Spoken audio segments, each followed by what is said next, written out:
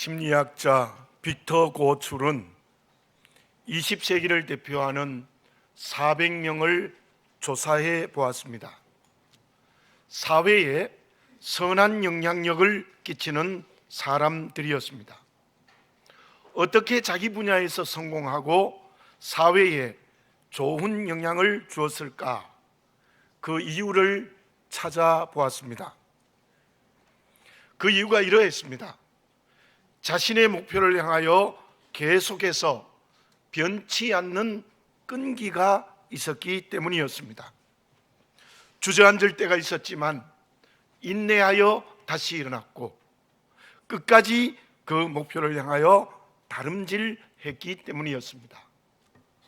조윤재 박사는 한국인의 장점을 은근과 끈기로 설명하기도 했습니다. 어떤 사람이 믿음의 길을 제대로 걸어가고 성공할 수 있겠습니까? 어떤 사람이 하나님 아버지를 기쁘시게 할 수 있겠습니까? 그 사람은 믿음의 길을 끝까지 달려가는 사람입니다. 믿음의 길을 중도에서 주저앉지 않는 사람입니다. 어떤 환경과 관계에서도 끈기를 가지고 인내하며 믿음의 길을 다름질하는 사람입니다. 어떤 사람은 믿음의 길을 이렇게 설명했습니다. 믿음은 달리는 말에 거꾸로 매달려 가는 것과 같다.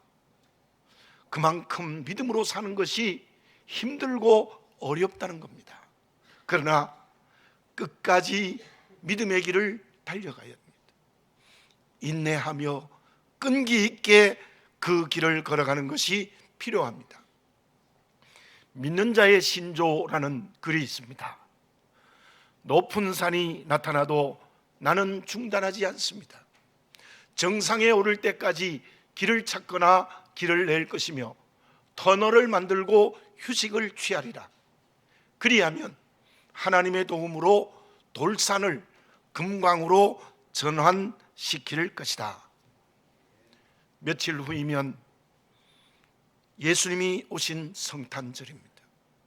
그리고 한 해가 저물어 가고 있습니다.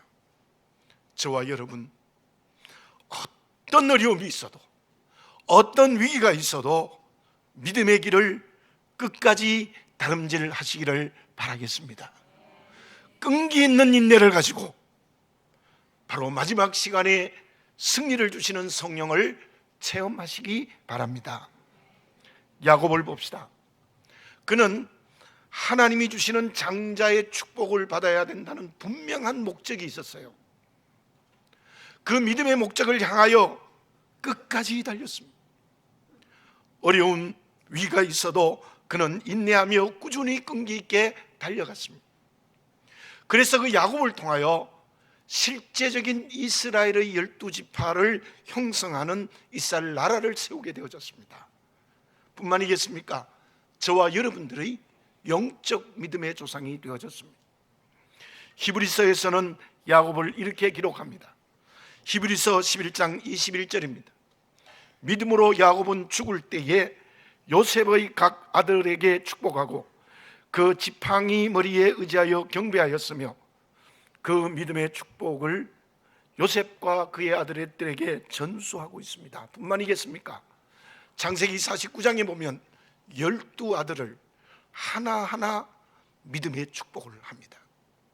야곱은 천국 갈 때까지 믿음을 지켰을 뿐만 아니라 그 믿음이 자손들에게까지 이루어지기를 간절히 소망하는 마음이 있었어요. 사사 삼손은 어떻습니까? 하나님께서 온 나라를 지도하라고 그를 세웠는데 처음에는 하나님의 약속을 붙들었습니다. 블레셋을 치고 승리했습니다. 유혹이 있어도 넘어가지 않았습니다. 근데 결국은 말씀을 어기고 말았습니다. 사사기 16장 17절입니다. 삼손은 진심을 드러내어 그에게 이르되 내 머리 위에는 삭도를 대지 아니하였나니 이는 내가 모태로부터 하나님의 나실인이 되었습니다. 만일 내 머리가 밀리면 내 힘이 내게서 떠나고 나는 약해져서 다른 사람과 같으리라 하니라. 들릴라의 유혹에 넘어졌습니다. 머리가 다 깎여버렸습니다. 그 결과가 얼마나 비참했습니까? 물론 마지막 머리가 자라 힘을 얻어서 원수를 갚았지만 두 눈이 뽑힌 채 비참하게 죽어갔습니다. 어떤 환경과 관계에서도 우리의 믿음이 변하면 안 됩니다. 그러기 위해서 성령이 주시는 인내로서의 끈기가 우리에게 필요한 것이지요. 야고보서 1장 4절입니다. 인내를 온전히 이루라. 이는 너희로 온전하고 구비하여 조금도 부족함이 없게 하려 함이라. 성령으로 끝까지 인내하는 성령의 열매를 맺으시기를 바라겠습니다. 그때 온전하고 구비하여 조금도 부족함이 없게 되면 하나님께서 기뻐하십니다. 믿음의 길을 잘 달려왔다고 칭찬해 주실 것입니다. 그러면 끝까지 인내하는 끈기 있는 믿음의 길을 걸어가기 위해서 어떤 사람이 되어야 합니까? 사진작가 빅토리아 홀텀은 한 여성에게 부탁을 받았습니다. 한 번이라도 아름답다는 기분을 느껴보고 싶습니다. 가능한 한 제 얼굴의 모든 부분을 보정해 주셔서 너무 아름답게 해 주십시오. 홀텀은 너무나 아름답게 보정을 해서 그 사진을 배달하죠. 며칠 후에 뜻밖의 편지를 받았습니다. 그 여성 남편의 편지였습니다. 당신은 아내의 모든 것을 없애버렸습니다. 18년 동안 함께 해온 삶이 사라졌습니다. 튼살을 지우면서 아이들의 흔적이, 주름을 지우면서 우리와 함께한 웃음과 걱정도 없어져 버렸습니다. 찐살을 지우면서 빵과 과자를 만드는 열정이, 그동안 먹었던 요리도 사라졌습니다. 홀텀은 남편의 편지를 받고 깨달았습니다. 부부와 함께한 사랑을 지웠구나. 나의 일은 손님을 바꾸는 것이 아니라 있는 그대로의 아름다움을 찾게 해 주어야 되겠구나. 그는 얼굴의 주름이나 튼살이 누군가 함께한 사랑이 그곳에 있었다는 것을 깨달았습니다. 인생이 언제 아름답습니까? 물론 우리 신앙을 가지고 살아가는 사람은 홀로 있어야 될 때가 있습니다. 하나님 앞에 전인격의 무릎을 꿇고 간절히 기도드리는 홀로가 필요합니다. 그러나 그와 함께 누군가와 함께 살아야 합니다. 함께 살 때 인생이 아름다운 것이죠. 그렇다면 저와 여러분들은 누구와 함께해야 아름다운 삶이 될 수 있겠습니까? 누구와 함께 할 때 고난을 이기는 믿음의 길을 걸어갈 수 있겠습니까? 누구와 함께 할 때 하나님이 기뻐하시는 믿음의 길을 끝까지 달려갈 수 있겠습니까? 본문은 아하스 왕에 대한 내용입니다. 아람 왕 르신과 이스라엘 왕 베가가 연합하여 유대를 침공했습니다. 그때 아하스는 아수르 왕 디글랏 블레셋의 도움을 받아 승리했습니다. 그 아수르의 도움을 받기 위해서 유대 왕이었던 아하스가 어떻게 했습니까? 성전과 왕궁에 있는 은금을 예물로 바쳤습니다. 아수르의 우상을 가져와서 그대로 섬겼습니다. 유대 왕들이 대부분 우상을 섬기는 악한 왕이었습니다마는 그 중에서도 아하스는 가장 악한 왕입니다. 우상을 섬기고 심지어 그 우상에게 자기의 아들을 제물로 바친 사람이 이 아하스 왕입니다. 하나님을 의지하지 않고 아수르를 의지하는 아하스에게 이사야가 하나님의 말씀을 대언합니다. 본문의 말씀 10절과 11절을 봉독해 드립니다. 여호와께서 또 아하스에게 말씀하여 이르시되 너는 내 하나님 여호와께 한 징조를 구하되 깊은 데에서든지 높은 데에서든지 구하라 하시니, 그 말씀의 의미는 아하스 왕 당신은 여호와 하나님 앞에 하나님의 약속의 성취를 기도하라는 것입니다. 그런데 12절에서 아하스는 어떤 대답을 하고 있습니까? 읽어보겠습니다.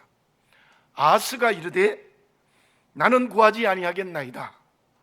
나는 여호와를 시험하지 아니하겠나이다 한지라. 이 이사야의 하나님의 말씀에 대한 대언을 완강히 거절합니다. 나는 하나님을 시험하지 않겠다는 변명을 하면서 구하지 않습니다. 그때 이사야가 이렇게 말합니다. 13절을 봉독해 드립니다. 이사야가 이르되 다윗의 집이여 원하건대 들을지어다. 너희가 사람을 괴롭히고서 그것을 작은 일로 여겨 또 하나님을 괴롭히려 하느냐. 너는 하나님이 준 권력을 가지고 백성들을 괴롭히더니 이제는 하나님까지 괴롭히려고 하느냐. 그러면서 14절의 하나님의 징조를 예언합니다. 하나님의 미래의 약속의 성취를 예언하는 것입니다. 우리가 잘 아는 말씀입니다. 함께 읽어보도록 하겠습니다. 시작. 그러므로 주께서 친히 징조를 너희에게 주실 것이라.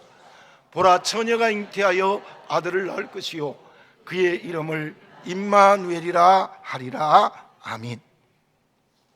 본문의 맥락에서 하나님이 아하스 왕에게 어떻게 했습니까? 임마누엘 하지 않습니다. 함께 하시지 않습니다. 하나님은 아하스 왕을 떠났습니다. 그 결과가 어떠합니까? 본문의 말씀 17절을 봉독해 드립니다. 여호와께서 에브라임이 유다를 떠날 때부터 당하여 보지 못한 날을 너와 내 백성과 내 아버지 집에 임하게 하시리니 곧 아수르 왕이 오는 날이니라. 아하스 왕은 북쪽 이스라엘의 위험에서는 벗어났지만 의지하는 아수르에게 더 큰 위기를 당하게 됩니다. 실제로 본문은 그 당대에서 끝나지 않아요. 그 후 선한 왕이 있기는 했지만 결국 하나님과 함께 하심을 부정한 유대는 바벨론에게 처참하게 멸망하고 마는 것입니다. 그리고 본문의 말씀 14절은 예수님이 이 세상에 오심으로 성취됩니다. 마태복음 1장 23절입니다. 보라, 처녀가 잉태하여 아들을 낳을 것이요 그의 이름은 임마누엘이라 하리라 하셨으니 이를 번역한즉 하나님이 우리와 함께 계시다 함이라. 예수님의 오심은 진정 저와 여러분에게 임마누엘입니다. 주님은 십자가의 은혜로 내 죄와 함께 하셔서 그로 말미암아 저와 여러분들은 사망의 생명으로 옮기고 마귀의 종에서 하나님의 자녀로 옮기는 영생의 길을 걸어가는 죽음에서 자유했습니다. 하나님의 자녀된 우리에게도 지금도 주님께서는 성령으로 날마다 함께하고 계십니다. 그 임마누엘의 신앙이 오늘 대림절 넷째 주일 예배를 드리면서 다시 한번 분명해지시기 바랍니다. 누가 믿음의 길을 제대로 걸어갈 수 있습니까? 어떤 고난과 미혹이 있어도 끝까지 믿음의 길을 다름질할 수 있는 사람은 누구입니까? 예수님이 나의 임마누엘임을 확실하게 믿는 것입니다. 누가복음 1장에 마리아에게 천사 가브리엘이 수태고지를 하고 있습니다. 은혜를 받은 자여 주께서 함께 하신다. 이 시골 처녀 마리아가요 너무 놀라서 어떻게 할 줄을 몰랐어요. 다시 천사가 말합니다. 내가 하나님의 은혜를 입어 잉태하여 아들을 낳게 될 것이다. 기가 막히는 거죠. 그때 마리아는 나는 남자를 알지 못하는데 어찌 이런 일이 있을 수 있겠습니까? 그때 다시 말합니다. 누가복음 1장 37절입니다. 대저 하나님의 모든 말씀은 능하지 못하심이 없느니라. 무슨 뜻입니까? 하나님이 함께 하시면 못할 일이 없다는 뜻입니다. 시골 처녀 마리아는 주께서 함께 하신다는 말씀에 너무 놀랐습니다. 그 말의 의미는 육체적 관계를 암시하기 때문입니다. 그래서 어찌할 바를 몰랐는데 다시 하나님의 은혜로 잉태된다는 직접적인 말을 듣습니다. 내가 남자를 알지 못하는데 어찌 이런 일이 있을 수 있겠습니까? 마리아는 인정할 수 없었습니다. 그러나 천사가 다시 말합니다. 하나님이 함께 하시면 못할 일이 없다는 계시를 듣고 마리아가 그 앞에 전 인격의 무릎을 꿇고 믿게 됩니다. 누가복음 1장 38절입니다. 마리아가 이르되 주의 여종이오니 말씀대로 내게 이루어지다 하매 천사가 떠나가니라. 저와 여러분, 마리아가 하나님이 함께 하신다는 그 말씀을 믿음을 가진 겁니다. 임마누엘의 믿음을 가진 것입니다. 정원한 요셉과 파혼될 수도 있습니다. 이웃들의 손가락질을 받을 수도 있습니다. 심지어 율법대로 돌에 맞아 죽을 수도 있습니다. 그 위기에도 처녀 마리아는 하나님이 함께 하신다는 말씀을 믿었습니다. 그 마리아가 우리의 구주가 되시는 예수님을 탄생시키는 하나님의 쓰임받는 귀한 그릇이 되어졌습니다. 본문의 말씀에 나타난 아하스 왕은 하나님이 함께 하신다는 임마누엘의 믿음이 전혀 없었습니다. 그리고 아수르 왕을 의지하고 아수르 왕과 함께 했습니다. 2000년 전 예수님의 오심은 임마누엘의 사건입니다. 누가 진짜 성탄절의 기쁨이 있겠습니까? 오직 하나님이 나와 함께 하신다는 분명한 믿음을 가져야 합니다. 질문해 봅니다. 나의 아수르는 무엇입니까? 누구입니까? 물질입니까? 지위입니까? 어떤 사람입니까? 그 길은 언제나 그 효과가 일시적입니다. 영원하지 않습니다. 세상의 가치가 필요하지 않다는 게 아닙니다. 필요합니다. 그런데 그 모든 세상의 가치들은 함께 하시는 주님이 주시는 은혜여야 합니다. 사람들이 함께하여 도움도 받아야 됩니다. 그것 역시 하나님이 함께하여 주시는 은혜여야 합니다. 올해 성탄절에 하나님이 함께하심이 성령으로 체험되어지시기를 바라겠습니다. 그러한 믿음의 선택을 하시기 바랍니다. 모든 삶이 임마누엘로 열매 맺고 승리한다는 분명한 믿음을 가지시기 바랍니다. 이사야서 43장 1절을 읽습니다. 야곱아, 너를 창조하신 여호와께서 지금 말씀하시느니라. 이스라엘아, 너를 지으신 이가 말씀하시니라. 너는 두려워하지 말라. 내가 너를 구속하였고 내가 너를 지명하여 불렀나니 너는 내 것이라. 저를 따라서 해볼까요? 내가 너를 구속하였고 내가 너를 지명하여 불렀나니 너는 내 것이라. 예, 다시 한번, 너는 내 것이라. 아멘. 하나님이 너는 내 것이래요. 하나님이 나와 함께 하신다는 겁니다. 내 품 안에 전능의 능력으로 꽉 안아주신다는 겁니다. 그 임마누엘을 믿는 믿음의 선택을 하시는 저와 여러분들이 되어져야 될 줄로 믿습니다. 그러면 우리가 주님의 오심이 하나님이 나와 함께 하시는 은혜라면 어떤 응답을 하며 어떻게 살아야 합니까? 2015년 캘리포니아 대학교 연구팀이 200명의 학생들에게 일기장을 나누어 주었습니다. 매일의 감정을 정직하게 기록하라.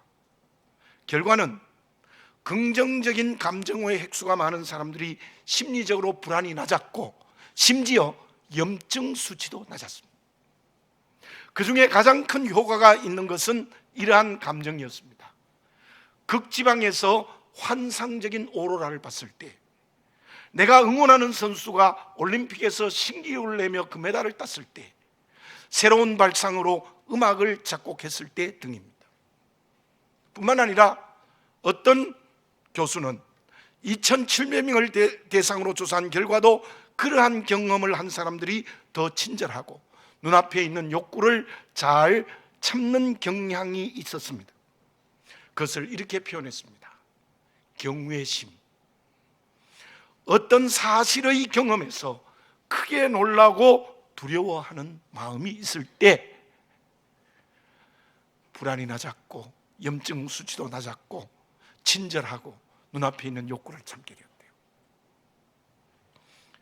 주님의 임마누엘 은혜 앞에서 어떤 응답을 해야 합니까? 그것은 하나님을 경외하는 마음입니다. 하나님의 은혜에 놀라야 됩니다. 무덤덤하면 안 돼요. 그리고 그 하나님을 좀 두려워해야 돼요. 잠언 15장 33절입니다. 여호와를 경외하는 것은 지혜의 훈계라, 겸손은 종기의 길잡이이니라. 하나님을 경외하는 것이 지혜입니다. 하나님 아버지가 기뻐하시는 자녀의 마음입니다. 다시 말씀드립니다. 누가 믿음의 길을 끝까지 달려갈 수 있겠습니까? 말씀대로 끈기 있게 믿음의 인내를 가진 사람들입니다. 그것은 무엇을 통해서 이루어집니까? 임마누엘의 믿음입니다. 그 임마누엘의 믿음은 하나님을 경외하는 곳에서 출발합니다. 그런데 여기에서 우리가 분명하게 알아야 될 것이 있습니다. 하나님을 경외하는 그리스도인, 즉 함께 하시는 하나님의 손을 잡고 가는 믿음의 길을 걸어가는 것이 구체적으로 무엇입니까? 그것은 고난당하는 이웃과 함께 해야 합니다. 진정한 임마누엘의 믿음은 나와 관계되어지는 모든 이웃과 함께 하는 것입니다. 하나님이 나와 함께 하셔서 구원하시고 생명 풍성하게 하시고 우리의 인생의 길을 인도하신다면, 그 은혜로 우리가 살았다면 옆에 있는 나와 관계된 모든 이웃과 임마누엘을 해야 됩니다. 함께 해야 합니다. 예수님을 만나지 못하는 이웃이 우리 주변에 없습니까? 마음의 상처를 받고 울고 있는 이웃이 있습니까? 경제적으로 어려운 이웃이 있습니까? 병마로 고통당하는 이웃이 있습니까? 그들과 함께 해야 합니다. 저는 이 말씀을 준비하면서 회개하는 마음을 가졌습니다. 제가 목회를 여기까지 해오면서 나로 인하여 생각지 못했던 것, 나도 모르게 성도들 가운데 상처받은 사람들이 있었다는 것을 깨닫게 될 때입니다. 내가 정말 목사로서 잘못했구나. 지난 주간에는 그 마음 때문에 한밤에 깊이 많이 기도를 드렸습니다. 그들에게 복음을 전해야 합니다. 함께 아파야 됩니다. 상처를 치유해야 됩니다. 물질을 나누어야 합니다. 내게 있는 것을 그들과 함께 해야 됩니다. 그 사람이 진정 예수님의 임마누엘을 체험한 그리스도인입니다. 본문의 아하스 왕을 봅시다. 12절을 봉독해 해드립니다. 아하스가 이르되 나는 구하지 아니하겠나이다. 나는 여호와를 시험하지 아니하겠나이다 한지라. 그는 하나님과 함께 하심을 거절해 버립니다. 도리어 아수르 왕과 함께 합니다. 그러므로 그는 하나님을 경외하지 않습니다. 하나님을 두려워하지 않는 아하스 왕은 백성들에게 어떻게 했습니까? 13절의 말씀처럼 백성들을 자기 권력으로 괴롭혔습니다. 하나님이 주신 권력으로 백성들을 힘들게 했습니다. 모세를 봅시다. 그는 80세가 되어 절망적인 인생의 길을 걸어갑니다. 그때 그 마음속에 동족을 향한 사랑의 마음이 왜 없었겠습니까? 그때 그 마음에 동족을 향한 사랑이 있었지만 구해낼 힘이 없었던 거예요. 그때 하나님이 호렙산에서 모세를 만나 주십니다.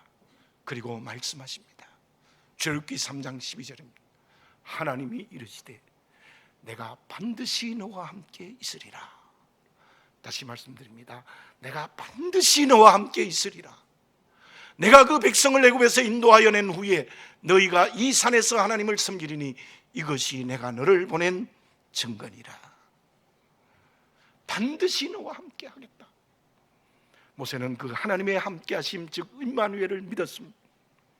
그 믿음은 하나님을 경외하게 했습니다. 그 경외의 실천이 무엇이었습니까? 430년 동안 애굽에 종살이하는 이스라엘 백성들과 함께 했습니다.